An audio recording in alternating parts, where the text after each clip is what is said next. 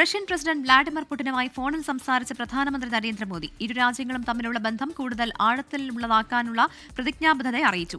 India സന്ദർശനത്തിനായി Russian പ്രസിഡന്റിനെ പ്രധാനമന്ത്രി ക്ഷണിച്ചിട്ടുണ്ട്. വിനീത വിജി ഡൽഹിയിൽ നിന്ന് ചേരുകയാണ്.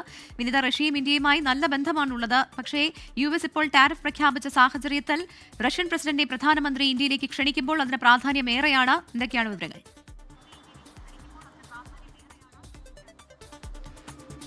പ്രവിത, നിലവിൽ ദേശീയ സുരക്ഷാ ഉപദേഷ്ടാവ് അജിത് ഡോവൽ ഇപ്പോൾ റഷ്യയിലാണുള്ളത്. അദ്ദേഹം ഇന്ന് രാവിലെ റഷ്യയിലെത്തി പുടിനുമായി സന്ദർശനം നടത്തിയിട്ടുണ്ടായിരുന്നു, കൂടിക്കാഴ്ച നടത്തിയിട്ടുണ്ടായിരുന്നു. ഒപ്പം തന്നെ പുടിൻ ഈ വർഷം അവസാനത്തോടു കൂടി ഒരുപക്ഷെ ഇന്ത്യയിലേക്ക് എത്തിയേക്കും എന്നുള്ള ചില വിവരങ്ങളുണ്ട്. അക്കാര്യത്തിൽ അദ്ദേഹത്തിന് ആതിഥ്യം നൽകാൻ ഇന്ത്യ തയ്യാറാണ് എന്നുൾപ്പെടെയുള്ള കാര്യങ്ങൾ അജിത് ഡോവൽ ഇന്ന് റഷ്യൻ പ്രസിഡന്റുമായി നടന്ന കൂടിക്കാഴ്ചയിൽ അറിയിച്ചിട്ടുണ്ടായിരുന്നു.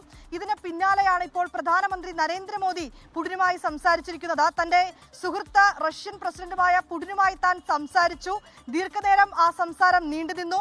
ചില വിഷയങ്ങൾ ചർച്ച ചെയ്തു എന്ന് തന്നെയാണ് പ്രധാനമന്ത്രി ഇപ്പോൾ തന്റെ എക്സ്പോസ്റ്റിൽ കുറിച്ചിരിക്കുന്നത്. ഈ ഉക്രൈനിലെ നിലവിലെ സ്ഥിതിഗതികൾ എന്താണ് എന്നുള്ള കാര്യം റഷ്യൻ പ്രസിഡന്റ് വിശദീകരിച്ചു. അതിൽ താൻ നന്ദി അറിയിച്ചെന്നുൾപ്പെടെയുള്ള കാര്യങ്ങളും പ്രധാനമന്ത്രി നരേന്ദ്രമോദി പറയുന്നുണ്ട്. ഇരു രാജ്യങ്ങളും തമ്മിലുള്ള ഉഭയകക്ഷി ബന്ധമുണ്ട്. വിവിധ മേഖലകളിൽ വ്യാപാരം, ഒപ്പം തന്നെ വാണിജ്യം, ആരോഗ്യം ഉൾപ്പെടെയുള്ള മേഖലകളിൽ ഇരു രാജ്യങ്ങളും തമ്മിലുള്ള ഉഭയകക്ഷി ബന്ധം അത് കൂടുതൽ ആഴത്തിലാക്കാൻ ഞങ്ങൾ പ്രതിജ്ഞാബദ്ധരാണ് എന്ന കാര്യം ഞങ്ങൾ പ്രധാനമന്ത്രി നരേന്ദ്രമോദി അറിയിച്ചിട്ടുണ്ട്.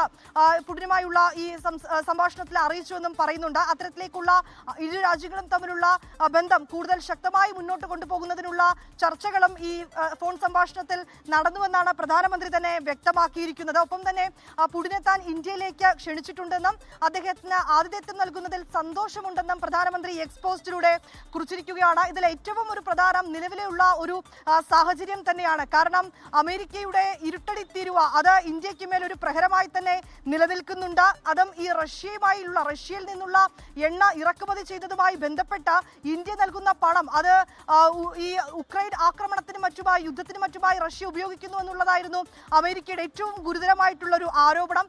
ഇതിൽ നിന്ന് പിന്മാറാത്തതിനെ തുടർന്ന് വീണ്ടും 25% കൂടി തീരുവ ഉയർത്തുന്ന ഒരു നടപടി അമേരിക്ക സ്വീകരിച്ചിരുന്നു.